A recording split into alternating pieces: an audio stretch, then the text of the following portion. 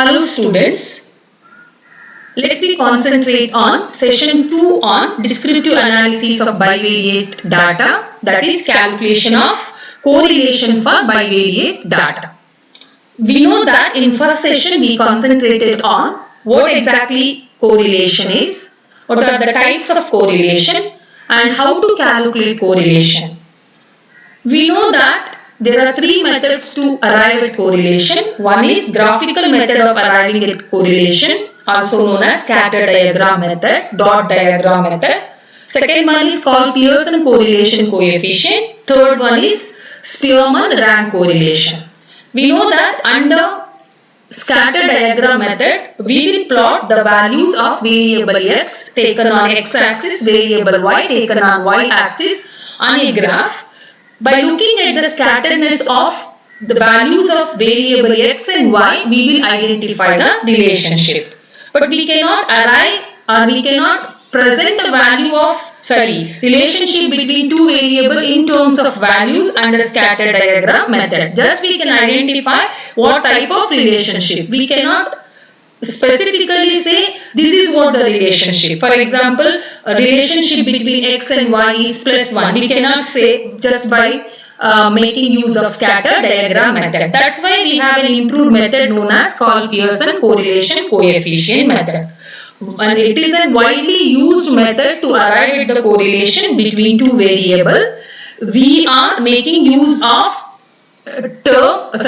alphabet small r, English alphabet small r to represent called Pearson correlation coefficient. When we calculate correlation based on called Pearson method, what we are doing is we are dividing sum of product of corresponding deviations of various values of two variables from their respective means by the product of their standard deviation and number of place of observation under this method. We'll understand how we calculate when we start moving towards practical aspects. So, under his method, what we do is we will calculate deviation of actual value of variables from its mean, respective mean. That mean may be actual mean or assumed mean, and we will divide the product of variation between actual value of a variable and its mean by product of their standard deviation and number of place of observation. We will see how to calculate. When we apply Cole-Pearson method of correlation to arrive at or to identify a relationship between two variables, we will see whether given problem is in grouped form or in ungrouped form. If data given about two variables are not grouped but ungrouped, then we can calculate correlation coefficient based on Cole-Pearson, either considering arithmetic mean of given variable as base or considering assumed mean of given value of variable as base. So there are two formulas for ungrouped data. One is based on arithmetic mean, the other one is based on assumed mean. If you calculate based on arithmetic mean, actual mean, what we will do is you will calculate arithmetic mean of given variable x as well as y. Then you will calculate deviation between values of variable and the arithmetic mean. Then you will square up that particular variation. Then you will apply the formula.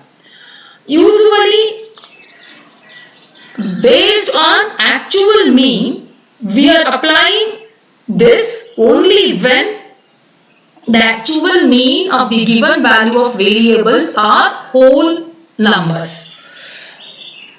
In case if they are not whole numbers, we will go for assumed mean method. There is no strict rules that you should apply actual mean method or assumed mean method. We can apply both of these methods or any one of these methods. Try to understand.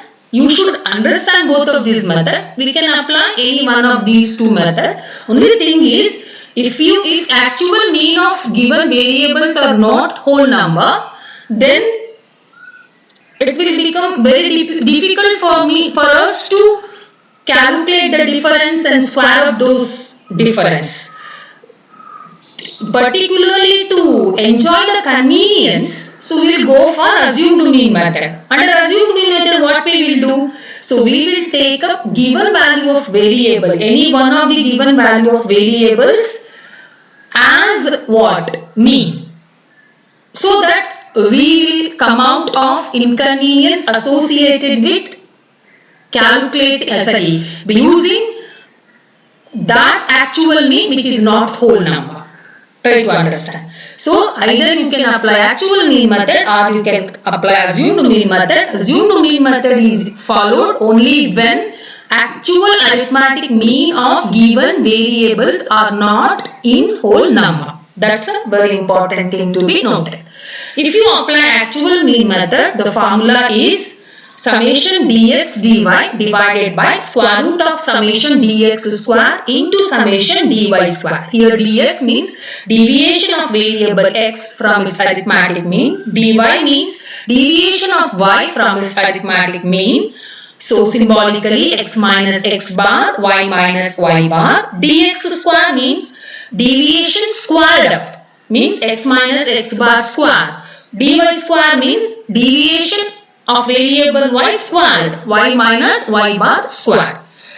If you base your calculation on assumed mean, the formula for calculating Cauchy-Pearson correlation coefficient is n into summation dx dy minus summation dx into summation dy divided by square root of n summation dx square minus summation dx whole square into n summation dy square minus summation dy whole square.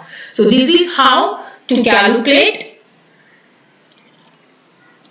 Cauchy-Pearson correlation coefficient based on assumed mean. So dx as usual we know x minus x bar, dy we know y minus y bar, dx square means summation x minus x bar square, sum of dy square means sum of y minus y bar square. So what is dx? Deviation of value of variable x from assumed mean. Dy means deviation of value of variable y from assumed mean of y. Try to understand. So when you apply the first formula, you will calculate actual mean. Then you will take the difference between given value of variable x from its actual mean.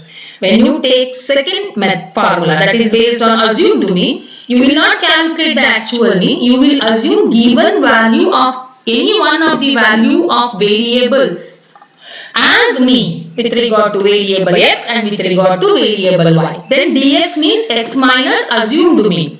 Dy means x y minus assumed mean, not real mean. Did you get my point? Assumed mean. So let me see how to calculate or solve the problem. If you look at the first problem, here it is not visible by value of variable x. Particularly in solution part, you can identify value of variable x. X values are given as 12, 14, 16, 18, 20, 22, 24, 26 and 28. Y values are also given from 36 to 12. So first we have to calculate sum of x. Sum of x is 180.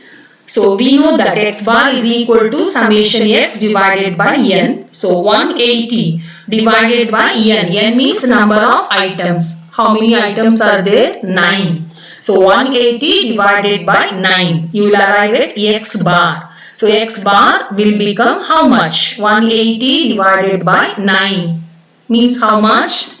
Just tell me. So it is 20. You will arrive actual arithmetic mean as 20. Here they have taken assumed mean. 20 they assumed as mean. So x bar is 20. So 12 minus 20 is 8.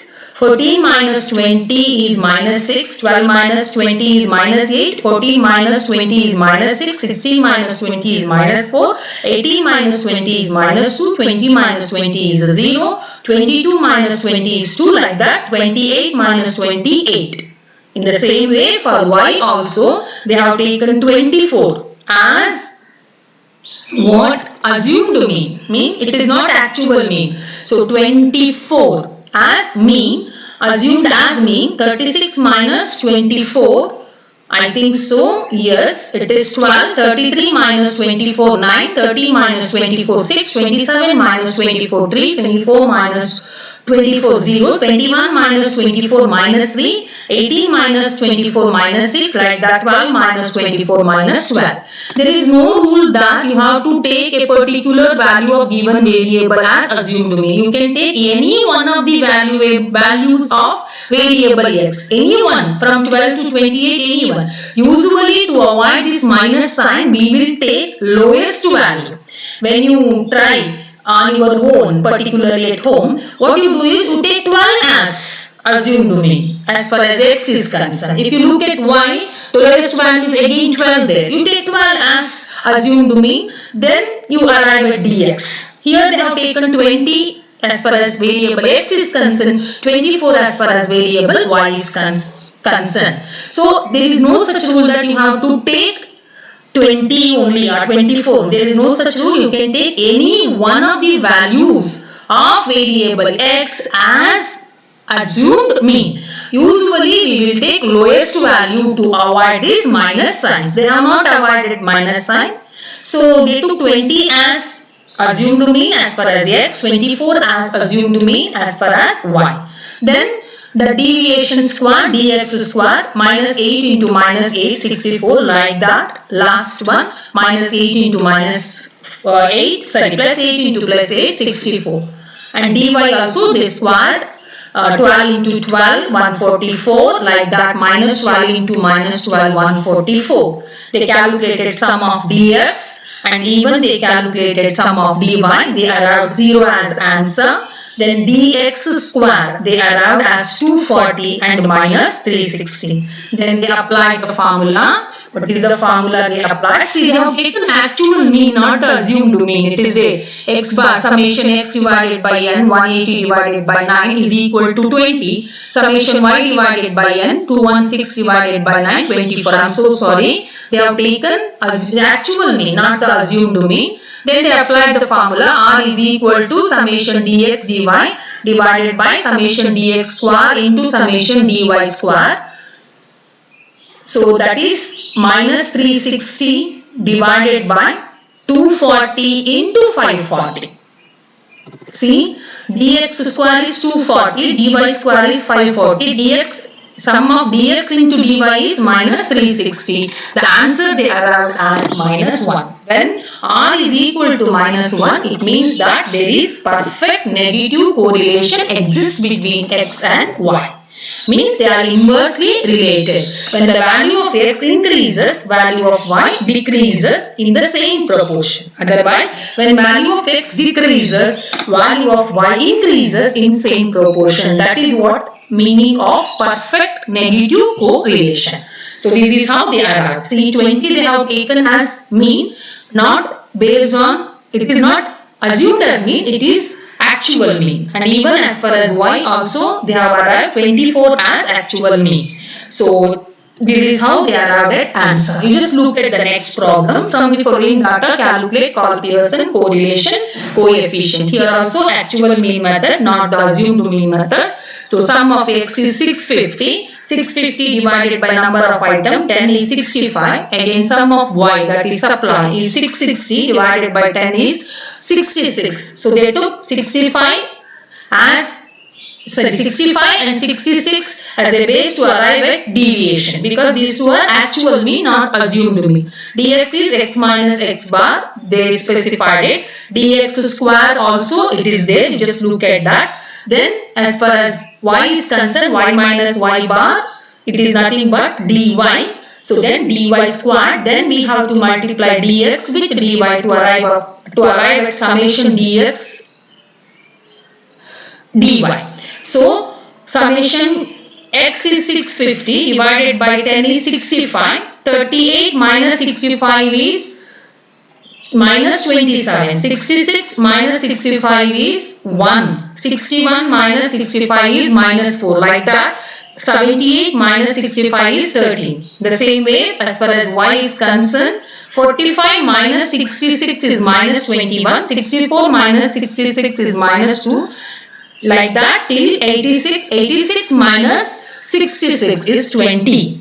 So sum of dx is 0, sum of dy is 0, dx square is 4840, dy square is 2666. When multiply dx with dy, sum of that is 3454. We know the formula, summation dx dy divided by summation dx square root of summation dx square into summation dy square. They arrived answer as 0.9615. It is not exactly plus 1. There is positive correlation exists between what variable, that is price and supply. When price increases, what supply also increases. When price decreases, supply also decreases. This is what positive correlation means. Not exactly perfect positive, it is positive correlation nearing to perfect positive. So this is all about second problem. We will see how to solve other problems particularly next session. Till that, take care. Thank you. Mind it well. We are studying Cole-Pearson correlation coefficient for group data, sorry, ungrouped data. For group data, we are concentrating it later. Try to understand. It is for what data? Group data. When it's ungrouped data. When it comes to ungrouped data, either we can calculate actual mean of the given values of variable to arrive at the deviation, or we can take any one of the values of given variable as mean, or we can assume as mean.